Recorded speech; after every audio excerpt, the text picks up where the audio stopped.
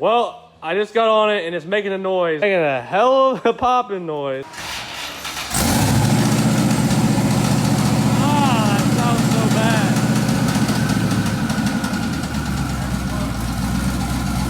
What? Something loose? Yeah, something loose down there. Oh God. All right, guys, so we raised it up. I'm gonna start it up, let old man Gary listen to what the noise is. You ready? There we go. Oh my God. That's the lower end of the engine, dude. No.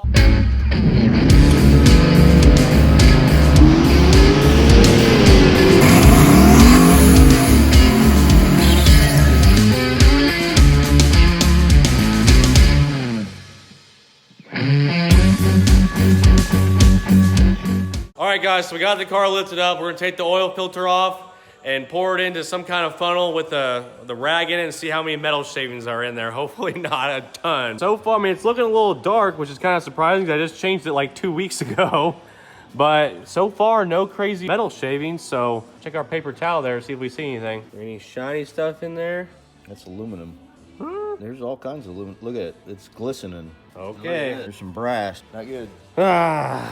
All right, well, I guess we're pulling a motor this weekend and seeing what's wrong with it. Well, we're gonna start tearing into this thing.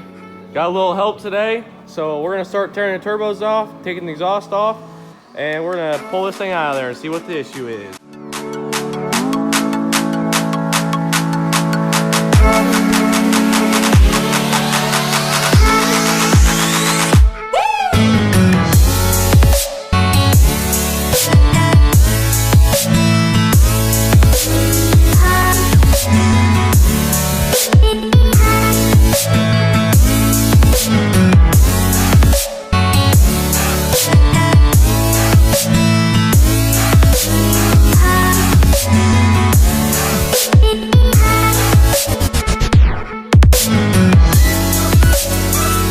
We got both turbos and the headers off.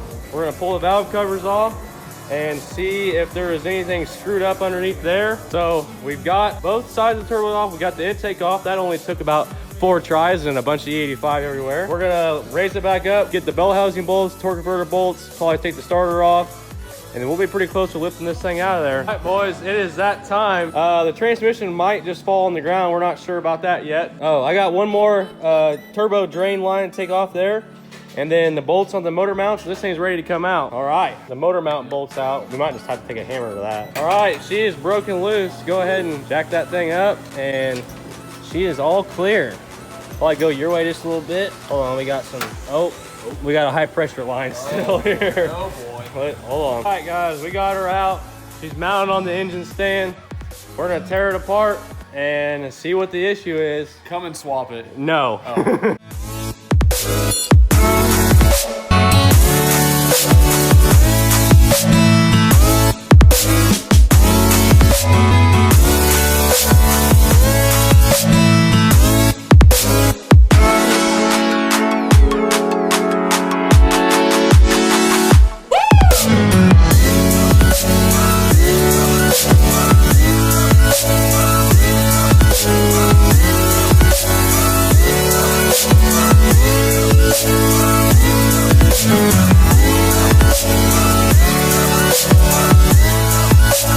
You gonna reuse these head gaskets too? Yeah, I'll put those back on there. Well, look at all that copper in there.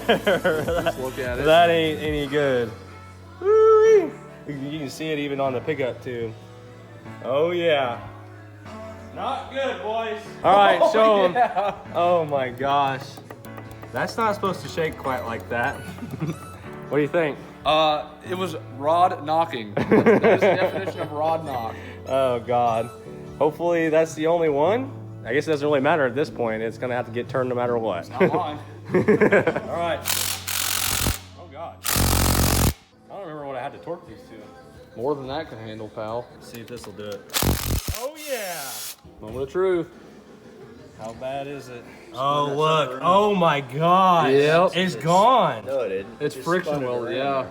Well, look at that. No, it's literally gone. There's the edge of it. Dang. That's rough. Yeah, don't scratch the crank. Yeah. That is a pretty good bearing right there. There you go.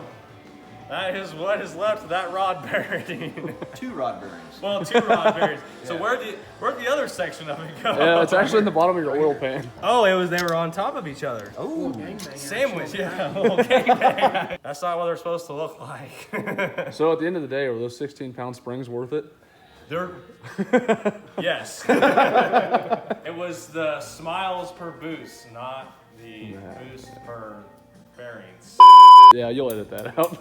All right, after further inspection, trying to figure out what actually caused that, and it's hard to tell in the video, but that thing is bent just a little bit, and a little bit goes a long way with cam bearings, obviously. Not the only thing. So we're gonna throw this thing the rest of the way apart, or pull all the pistons out, make sure all those are good. Thing is, I could either spend a couple of $100 and get the crank turned and put forged and rods and pistons in it, or I can spend a little bit more and put forged crank rods and pistons in it, and then it'll be rated for well over 1,000 horsepower.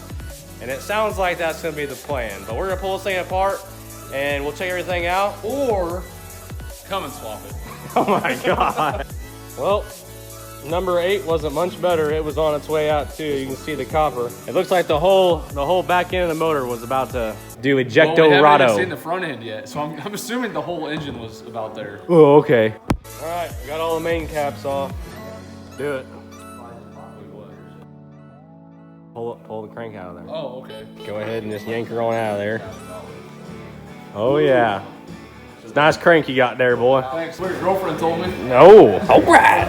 Well, you want that for your Cummins? truck? Yeah, your Cummins. You got a nice dingleberry home there. Thanks, man. Yeah. Always lube up the dingleberry. Oh yeah.